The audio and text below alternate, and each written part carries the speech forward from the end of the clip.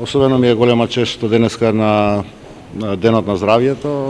се наоѓаме во средното медицинско градско училиште доктор Панче Караѓозов и символично одбележуваме 90 години од постоењето на средно-техничка медицинска струка во Македонија, меѓутоа и 76 години од постоењето на средното медицинско училиште Панче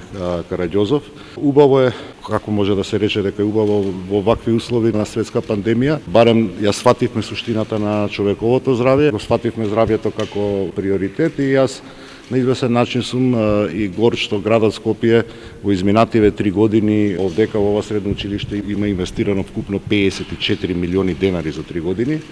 од кои што ги обновивме во целост, како што може да видите подовите, обновени се во целост вратите на училниците, столаријата надворешна. Целосно го уредивме новото спортско игралиште по сите стандарди, го уредивме партерно дворот и лето осветлувањето, така што мислам дека овдека кога ќе се нормализира, јас очекувам од текот на наредната учебна година повторно да ни се вратат учениците, значи станува збор за околу 2400 ученици кои што се во 5 различни струки разместени во 76